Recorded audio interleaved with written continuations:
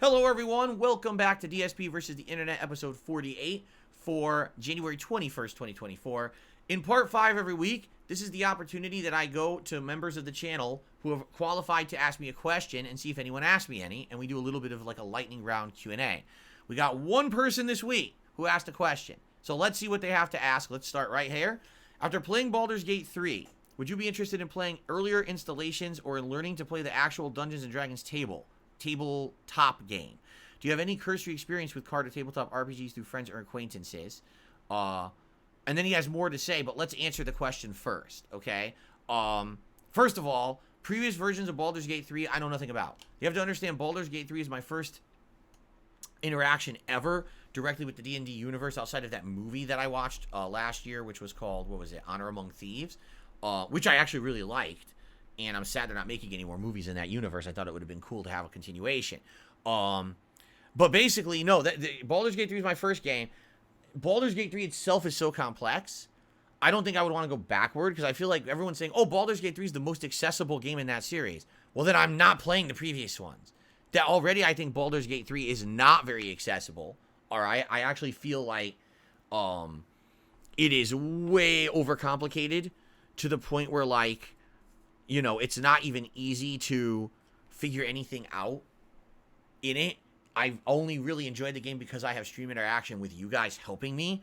So imagine now me going back to older versions. I don't know. It's kind of the same as me like playing Skyrim, then playing Oblivion, and I got through Oblivion because you guys were here. But I did try Morrowind, and I couldn't get through Morrowind. I just got really bored with how outdated it felt. I think like that's what would happen if I played previous Baldur's Gate games. I did play Divinity Original Sin 2. And literally everyone got bored with it. Me and you, we all got bored with it and just didn't care about it anymore. So, yeah, I don't know if I would go back and play a previous Baldur's Gate game. Have I ever done tabletop RPG stuff? Not D&D. The only tabletop RPG stuff I ever did, interestingly enough, I did with my wife. We actually, when she had first moved in here, back in like 2018, we were looking for interesting things to do together. And one of the things that we tried was a tabletop RPG. I don't know, I think it was called like Dragon Fire or something like that. The problem is with those games, they really are designed for more players. Like most of those tabletop RPGs seem to want 4 or more players. Now a lot of them you can play with less, but then it basically means that you have to control more than one character. So that's what we were doing. Like we played it and it was like I was 2 characters and she was 2 characters. And we started playing it and liking it. But what we realized is that the games, they're so involved. They could take hours to play. When we first started playing, I think the first game we played of that one was like 3.5 hours long for our first session. And then we like said, okay, that's it for today. It's too much, right? Those games are not easy. It's not like a board game where you could jump into it, play it for like a half an hour, have fun. Oh, do you want to do another one or whatever? It's just like you have to have an insane amount of time dedicated to it. It reminds me of back in the day, I played this game Risk with my friends. We actually had a game of Risk that lasted, I think it was like 17 hours. And we just ended it because we couldn't play it any longer. The game was going on so long, it was never going to end. We were like, fuck this. We couldn't play it any longer, you know? So for me, it's more of like, I understand why people would like those games, but I don't want to have so much time and dedication to do it that it becomes my hobby, like, exclusively. And it seems like for a lot of people, if you're going to do D&D seriously or any of those tabletop games, that's what it is. Like, you have to exclusively have that be your hobby, have a friend group you play it with. And for me, I couldn't even do that, right? Like, I'm too busy in my life to have that kind of time to dedicate to something else outside of video games on stream with you guys. So, yeah, I probably would not be getting into that, okay? Now, his second half here, he says, when did they become popular when you grew up? Dungeons & Dragons started in the 1960s by Gary Gygax and his friends with some inspiration from Western mythology, including the work of J.R.R. Tolkien. They have, in turn, inspired all of gaming and RPG culture from the 70s onwards. There was a funny story of him writing to and almost getting sued by J.R.R. Tolkien just before he passed away in the late 60s. D&D, I literally don't know anything about, nor was I ever really exposed to it. I know that it has tie-ins with the Tolkien lore and stuff like that, but I never knew anyone who played it. I never knew anyone who talked about it. It was always just something I knew existed from, like, online. That was it. I'm serious. Like, I didn't know a single person who did that shit. Not once. I didn't know anyone who was a LARPer. I didn't know anyone who was a cosplayer. Nothing. I wasn't really into that culture. You know, where I came from in Connecticut was very different than what you're thinking.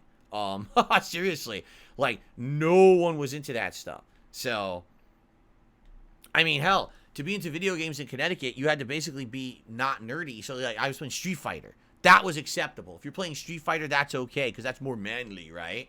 But to be into other games, which I was into RPGs, I was into Mario, I was into everything else, right? But basically, no one else was. It was me doing it myself, and then Street Fighter, other people were into. It was pretty crazy. It was just, that's where I grew up in Connecticut. It was nothing like that, okay? So thank you for your questions. Hopefully you enjoyed the answers. I think it's now time to continue on with the show. Let's watch some more videos, everyone. Here we go. Making video games is often a thankless job. A lot of people don't get the kind of credit a Todd Howard, a Hideo Kojima, or a Shigeru Miyamoto get. A lot of people come in, punch a clock, and work more than they actually should. Yep. And a lot of the time, you know, you're kind of creating art or code for a company that's gonna fire you after the game's done. It's tough for developers, so sometimes they just gotta do stuff that amuses them. Easter eggs, goofy little things that devs like to sneak in themselves. Hi folks, it's Falcon, and today on Game Ranks, 10 things developers added when they got bored. Without any further ado, let's start off with number 10. It's Cyberpunk 2077 Phantom Liberty's Wolfenstein Easter egg. Let's start with one of the most elaborately weird Easter eggs. Oh wait, Phantom Liberty. I didn't play Phantom Liberty, so I wouldn't know about this.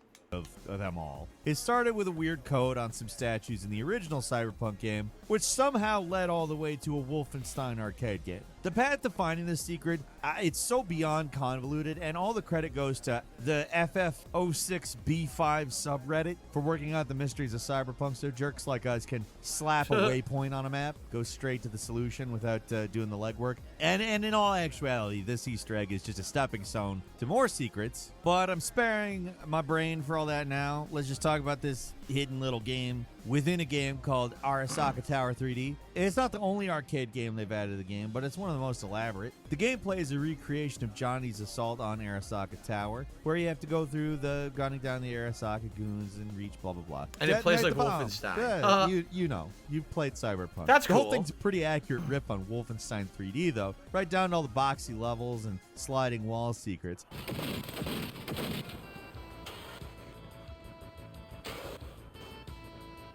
Even the music sounds similar.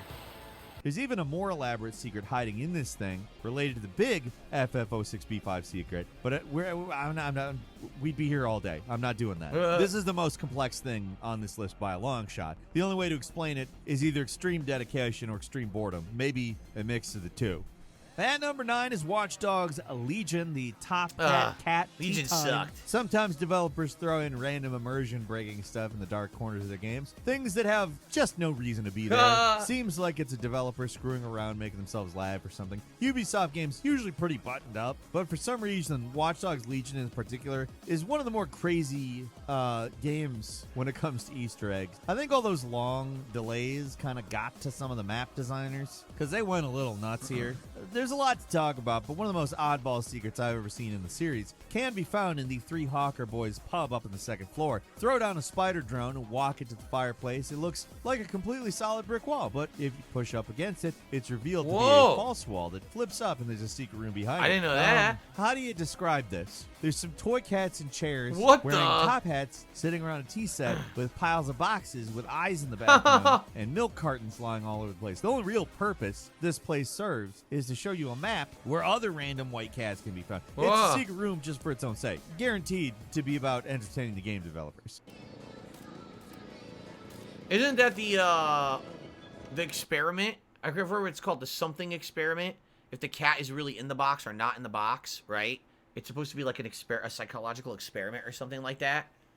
The cat's eyes coming out of the box or something like that. I think it is. I didn't know about this. I played the game. I never even heard about it. Okay.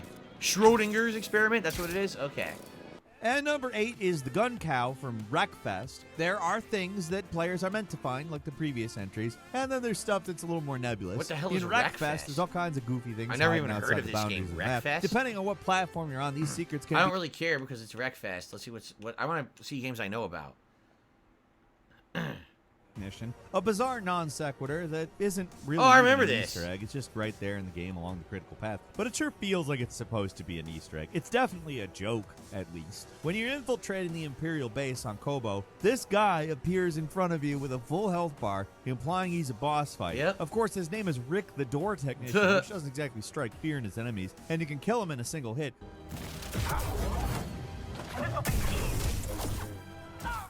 So it's just a weird joke that developers threw in to amuse themselves. Yeah, probably. It's completely out of place, and it serves no purpose. It's the sort of thing that you'd expect to see hidden behind some kind of Easter egg, but it's not. He's just there. It's Rick. It's Rick, everybody. Rick, the door technician. Hey, Rick. Hey, Rick.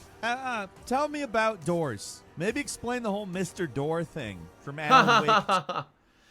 I played Wreckfest. I'm being told I played Wreckfest 2 years ago on Game Pass. Wow, it really didn't resonate with me because I don't remember it. Way, the Pew Pew gun, this World War II shooter, which intentionally models off the HBO show Band of Brothers, is about as self-serious and po-faced as a shooter gets. So, how is there a secret weapon in it called the Pew Pew gun, which is a cat that shoots a laser? Ha ha ha! Oh my god. How is that? Oh, it's made by Gearbox. That explains it. The Borderlands guys. Those guys put something stupid in their games? What? Yeah, that makes perfect sense. Finding it is absurd, though. You have to shoot a bunch of building corners to somehow trigger it. There aren't any targets or really anything to signify that what you're doing is right. Oh, wow. You just have to shoot some random spots on the map in this one specific area in a one specific level and hope it works. If it does, a green orb will just appear in the room. How the You hell go did into it and anyone retrieve figure the that Pew Pew out? gun, along with a saw gun that's not quite as ridiculous, but just as overpowered. The cat gun can just mow guys down. It's stupid, but it's also pretty effective. And number 5 is the Talos Principle, Papers, Please, / movie theater secret. Either Crow Team are some of the most bored developers played out Talos there. Principle, Just but I love never Easter eggs finished because it. the games are absolutely filled with them. The Talos Principle especially is filled to the brim with secrets that are mostly purposeless. They're just little rewards for the curious. Most of these things are understandably small, but for some reason they decided to get elaborate with the World B4, where you turn around right as you enter the arena and you find a secret sliding wall that has an entry denied stamp on it. Right out of the game Papers, Please. Huh. With a date and everything. Did I find that? That sounds familiar. I think I did find that. In a nearby puzzle, you can find a green stamp hidden on a surface with some other junk, and if you take it and use it on the wall, and fall down in a fully modeled theater filled with TV screens that have the developers' heads on them. You can, of course, just leave, but if you stick around, a little movie will actually start to play, showing some charmingly basic Serious Sam footage, arguably the developer's most famous series. Like most of the Easter eggs in Talos Principle, it's goofy, and they put more effort into it than you'd expect, and was necessary. And number 4 is Unreal 2. See, I didn't know. I think I found that stamp, but I didn't understand what it was. So I didn't know it was a Papers, Please reference, and I didn't know to look for a stamp to get into it. So there you go. Secret Dance Party, the less loved sequel to Unreal. I did play Papers, Please. I loved it. I thought it was a great game. Didn't I beat it? I think I beat it.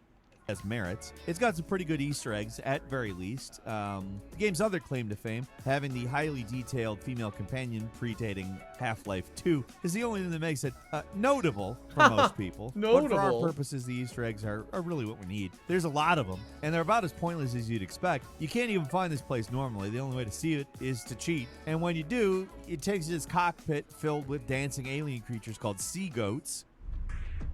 Okay, dancing creatures doing flips. Amazing. A big Unreal 2 spinning logo, balloons with sea goats on them, some dance floor lights. I mean, it's something. The best one's this guy just spinning in place. Much respect to the spinning guy. And number 3 is Flight Simulator, playing Flight Simulator in Flight Simulator. Added to the Flight Simulator 40th anniversary patch, the devs made it possible to play the first 4 Flight Simulator games, going all the way back to 1982. I didn't know it had the you're in the originals cockpit in it. of a plane in this game. It really shows how far the technology has come and how bored the Oh, developers look at that, were. yeah. To actually do this, you need a specific plane, the Diamond DA-62. Once you're in the cockpit, you need to roll down the ELT switch on the corner of the digital display. If that makes sense to you, congratulations. You're now playing old Flight Simulator games. You have to use the on-screen keyboard to do anything, which makes these games nearly unplayable. But it's still an impressive little Easter egg that shows off just how far the series has come in the last 40 years. That's pretty cool. Oh, what's this? A fighting game? What's this? And number 2 is Street Fighter 6's animal commentary. This one is about as pointless and bizarre. Oh, I think I as it heard about gets in this. Street Fighter 6. The game gives you the option to play with commentary, like what you'd hear during the tournaments in story mode. It's basically the sort of commentary you get from a wrestling game, so it's something most players leave off. There is a funny little secret connected to it, though. If you leave the commentary on and then input a certain code at the versus screen, animal sounds will take over the commentary. Horses.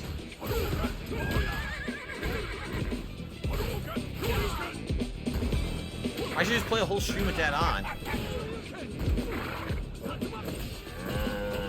Just a bunch of stock animal sounds playing over your match, and it is completely ridiculous. I mean, genuinely hilarious. Also, imagine a Hadouken connecting followed by a goat baaing, or a cow mooing, or a cat meowing.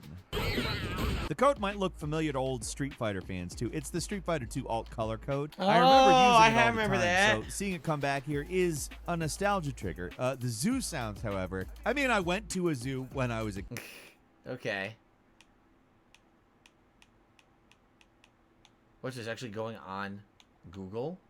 Where's this? Yeah, I know. Stick with me on this one. The devs at Google can't spend all of their time making search much, much worse than it used to be. You know, they have to spend some time randomly throwing darts at a board to decide how visibility works. I mean, that has to take up a fair amount of their time. And none of that sounds fun. It all sounds boring. And I'm sure that at some point, rather than ending it all, they decide to do something a little fun. Sometimes this has led to some creative little secrets hidden in specific searches. They've done it with Star Fox and The Last of Us in the past, but their most recent experiment is easily my favorite. Just type in Katamari into Google, try it out, click the Katamari on the right side of the screen, and start rolling. Just like in the games, it'll grab everything that rolls over the page, eventually creating a big clump of crap on the screen while the actual page is reduced to a couple of stray letters. It is a creative and fun mini-game that does justice to its inspiration and obviously exists to waste a few minutes on. Katamari Kudos to you, Google Damacy. devs. I didn't know that. All right, we'll watch one more video before we split the part. Let's see what it is.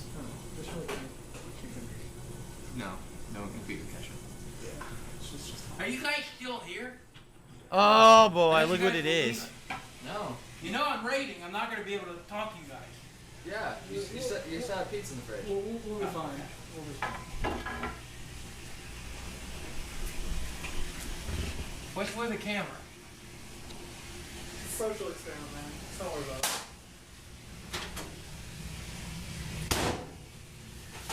Where's my Mountain Dew? What are you talking about, man? No, where's my Mountain Dew? I keep it in the microwave. Isn't this like one of his oldest clips that went viral? 25 million views. So this is like one of his most popular clips of all time, I think, right? Do you see my glass? I'm raiding in here, and I don't have any Mountain Dew. Like, I saw some Mountain Lightning earlier. Where did you hide the Mountain Dew? Where did you hide it? We're getting ready to go! It's like, there's some Faygo in the fridge, man. I don't want any fucking Faygo! You sure the Faygo? Do you look like I'm thirsty for Faygo? Are you thirsty for Faygo? Yeah. You thirsty? It's delicious! It's delicious! I don't want Faygo! I want a Mountain Dew! I want my goddamn Mountain Dew! I'm gonna find it. I'm gonna find my goddamn Mountain Dew. Yeah, did you drink my Mountain Dew? Did you drink my Mountain Dew? Let me smell your breath. Let me smell your breath. Oh, you Mountain Dew drinking bitch? Drinking out of a Mountain Dew? It's Mountain Lightning, Francis. I can't afford Mountain Dew! Okay? The economy's rough right now! Obama! You son of a bitch! I'm gonna find my Mountain Dew! I'm gonna find my Mountain Dew! Do I even say anything? Do I even say anything? Right? This is one of his big ones, because I know the Mountain Dew thing is something that people have referenced over the years. But, I mean, these are what got him popular on YouTube ages ago. Him acting like this character again, very similar to Angry Grandpa, right? Similar to, oh, your dad's mad at you and he smashes your PlayStation console. It's the same kind of video over and over, regurgitated on YouTube, and it was popular at that time. And then when it faded away, you know, that was the end of that. No, that's right. Monty Mole says a lot of people didn't realize this was a skit. I think you're right. A lot of people don't realize that that was a character he played. They thought that was really him. Like, they thought that was legit how he acts. When in reality, it's all staged, right? So there you go. All right. I think we do have time for one more. Let's see. What? The time that in 1989, the neighborhood of Ash Street in Tacoma, Washington was an open-air drug market. There were several hotspots, and almost every house on the block was an active and thriving trap house. These gang infestations in the 1980s, born from the crack epidemic, flooded the streets and created an economic downturn that defined the decade. You might remember President Ronald Reagan declaring the war on drugs, or his first lady who was just like, just say no, oh my god. That was this time. Tacoma was Washington State's ground zero of gang activity. And by Tacoma is pretty far away from where I live, by the way. the summer of 1989, it had grown blatant, middle-of-the-day type shit. Like selling crack to the ice cream man type shit. And this was all fueled by an influx of gang members moving in from California. Tacoma police had experienced nothing like it before and were really struggling to get it under control, oftentimes not even knowing how to respond to it. Ash Street neighbors consistently called police and called 911 repeatedly and got nowhere. The typical response from police at the time was very mild. Community-oriented policing was a new thing, such as taking bullshit calls and pretending like it's not bullshit. Yes, ma'am.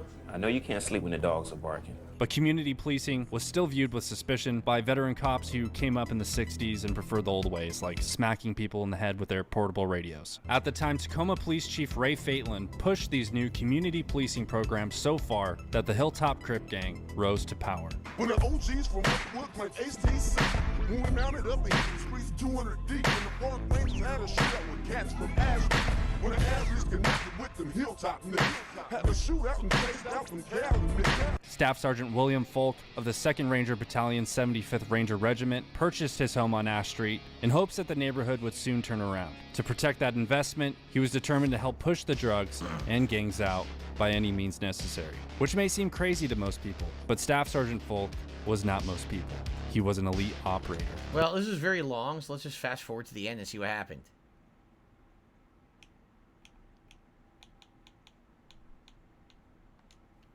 The Rangers for not calling the police for assistance until shots were fired. So the Rangers took it into their own hands, went there and attacked the gangs without police assistance. And felt that the situation may have been avoided by calling 911 prior to the shooting getting started. Out of what was quite possibly a 35-man gunfight with over 300 rounds shot in the dark, no one was reported to be killed or injured. For 20 years, the official version of the shootout held that miraculously no one was hurt, but there were rumors injured gang members did not seek medical attention for obvious reasons, and some may have even been mortally wounded. And according to Folk himself, during the firefight, one gang member rushed towards Folk's house. I guess he thought he was gonna John Wayne it, Folk remembered. One of the Rangers took aim and hit the gangster in the shoulder. The attacker staggered back and ran away. The moment goes unmentioned in police reports and witness accounts of the time. Unverified gossip holds that the wounded man was treated at a Seattle area hospital, over an hour away from Tacoma. Doug Sutherland, who was mayor at the time, pondered a declaration of a citywide version of martial law to combat the gang violence that immediately drew national attention. The city of Tacoma found the dollars to add more police officers to their department. Then Governor Booth Gardner even considered sending in the National Guard to Ash Street. The Hilltop Crip gang member who was arrested and found in possession of the 9mm and the pistol, Frankie Strickland, was the only man charged in connection with the shootout. He was convicted of second-degree assault and was later sentenced to 22 months in prison. The military officially considered the incident a matter of self-defense for the off-duty Rangers. On February 9th, 2010, Tacoma police and FBI launched a major crackdown on the Hilltop Crip gang and charged 32 members with up to 50 crimes, everything from theft to attempted murder and drug sales. A few years back, a Tacoma police officer said something about the shootout. He said it was the single most important incident in Tacoma that caused a change in police policies and practices. Staff Sergeant William. So basically, because Army Rangers who lived there took it into their own hands and caused this big shootout with the gang, that forced the actual government to take charge and do something about it, because they didn't want constant shootouts to keep erupting in their streets. So then they hired more police and solved the problem. Interesting. Anyway, thank you guys for watching. We will now end this part, and there's one more. The final part, part 6 for episode 48, is on the way. So I hope that you guys are enjoying, and I hope to see you in the next part. But in the meantime, thanks for watching, and I'll see you soon.